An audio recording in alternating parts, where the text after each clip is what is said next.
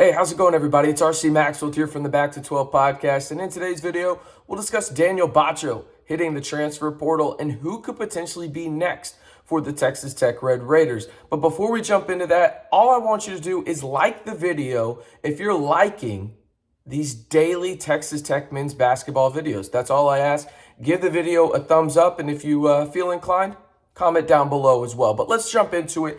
Daniel Batcho has entered the portal. That is now 5 Texas Tech Red Raiders currently at the time of this recording of the video, which is Wednesday night, April 5th.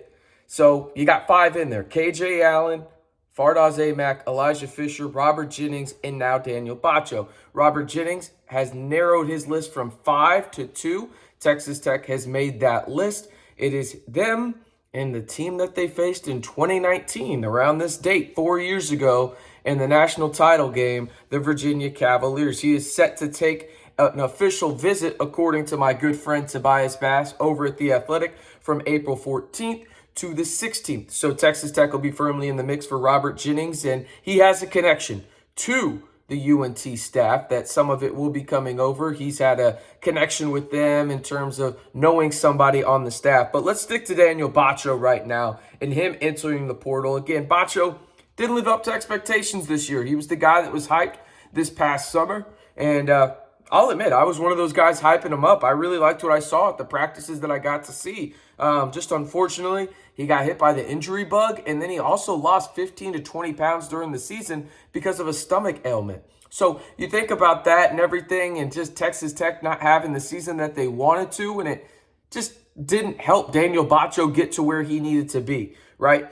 I will say this about Daniel Batcho. I think he is going to make an extraordinary center in terms of going to the mid-major level if that's where he goes. And I think he's going to be a very solid center if he goes somewhere in the Power 6, wherever that may be. But I thought Daniel Batcho personally was one of those guys that was going to be a almost like a linchpin for Texas Tech in terms of the Grant McCasland era, because he wants a big, and he wants a big that's good defensively. Was Daniel Batcho frustrating at times? Yeah, I don't think anybody can deny that, but you could also see the potential was there. And I know some people will say, Texas Tech was better with Daniel Batcho off the floor, which I guess it could be true to some degree, but also you have to remember this is a brand new scheme they're bringing in offensively, and Grant McCasland has proven to get the best out of his bigs at every stop that he's gone to. So I thought Daniel Batcho would be there potentially as a guy that they prioritize, but hey, I'll talk about a little bit later. There's 4 sides to this in terms of 4 ways this thing can go when it comes to constructing a roster and individual players for coaches and that said player. I'll talk about that a little bit later, and maybe Daniel Batcho just fits into the narrative in one of those categories that doesn't suit Texas Tech, right? But I do want to ask you guys this before we get into roster construction, because I mentioned it. Who could be next for Texas Tech to hit the portal? There's rumors going around and everything like that. And some of them are more true than others. But I want to ask you guys this. Does it make sense for Texas Tech to have multiple small guards on the floor at the same time? And I want to preface this because it's not a shot by any stretch of the imagination. I thoroughly enjoy De'Vion Harmon's game. I thoroughly enjoy Pop Isaac's games. Do they both have flaws? Yes, but I think the positives far outweigh the negatives in both of their games, right? But does it work in the scheme that Grant McCasland is bringing to Texas Tech? And my answer right now would probably be no, right? Not a knock on those guys. It's just, hey, you're as tall as you are, right? Like that's just how it works. But I think when you look at what Grant McCasland is going to want to do at Texas Tech, 1 small guard on the floor, hey, that'll work, right? But 2, I'm interested to hear y'all's opinion on that front. I do want to say this, like, when you look at, and by the way, this is going to be my spiel, so if you came for an RC special in terms of a rant, a spiel, him going on his soapbox, you've reached that point in the video. I think people sometimes forget when it comes to a college basketball roster how much fluctuation there can be due to the simple fact that, like it or not, it's a business. And I think just like many businesses out there, it is run from top to bottom. And getting a new head coach complicates things to a level that A lot of people outside of the program can't understand, and some people that are even close to the program and know, some of the daily ins and outs don't even understand, right? Like, that's how it is. But simply put, there's a few reasons as to why this roster will probably look vastly different than it did last season. And I'm going to run through the four that come to my mind, right? And by all means, somebody down in the comments, correct me if I leave one out, but these are the four, right? Number one, the player wants to be at said school. New coach wants them to be at said school. The player comes back, right? Number two, the player wants to be back at the school. The new coach doesn't want them back. I think Texas Tech could be in for that for some players on this roster, right? Number three, the player doesn't want to be there, but the new coach still wants them to be there, so he recruits them. Number four, player doesn't want to be at said school, coach doesn't want them in said school, i.e., both parties agree, they enter the transfer portal there.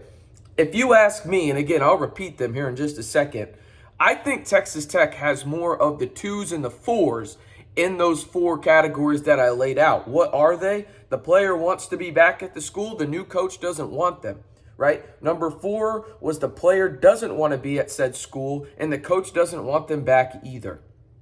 I think you've got some guys in there, right? I do also think that there's a couple of threes in there in terms of the players just don't want to be at Texas Tech, but the coach would want them back. But I also think that there's realistically, Texas Tech is in that 2 and 4 categories that I just listed off.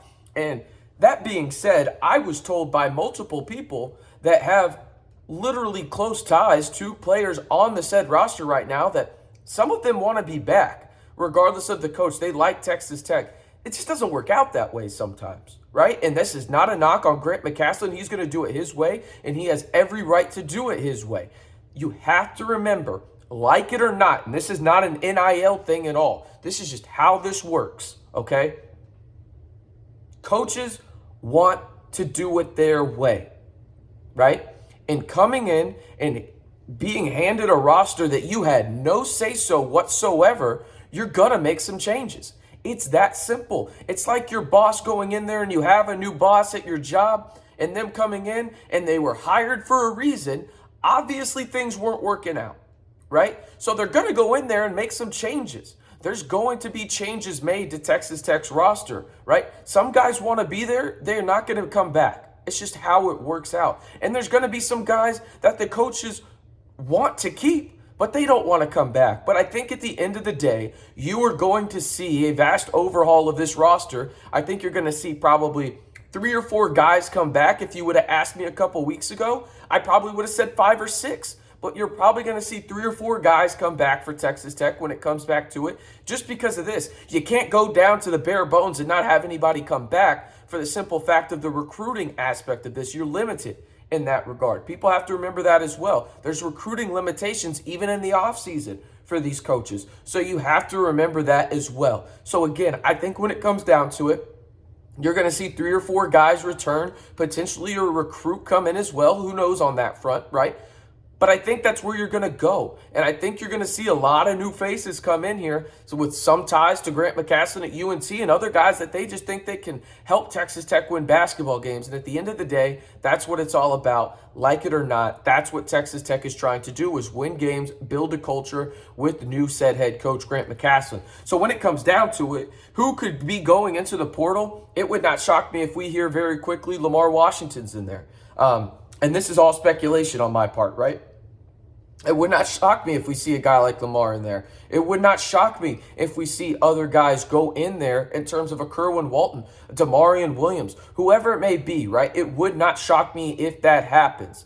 Because again, you have a new coach coming in, and some of these guys want to be there and the coach wants them. There's a few players like that, right? But overall, again, I think Texas Tech is living in the area of those 2 and 4 that I listed in terms of those 4 points that I had about constructing a team and how this works as a business, right? Again, players want to be at school. New coach doesn't want them back. Or number 4, that was number 2. This is number 4. Player doesn't want to be at said school.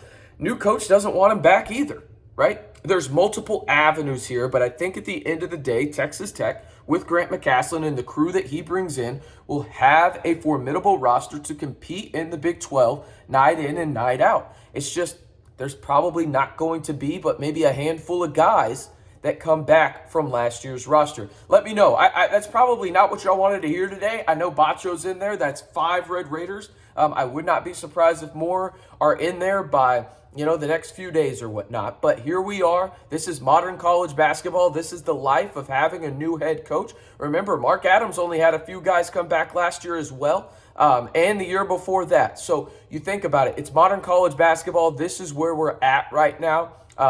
And in the end, I think you're probably going to see 3 or 4 guys return for Texas Tech come this time next year when we're talking about, well, not this time next year, but when the basketball season tips off in late October, early November. I am RC Maxfield reminding you, if you want the latest Texas Tech news and rumors all year long, you know what to do. Hit that subscribe button to stay in the know right here on the Back to 12 podcast channel.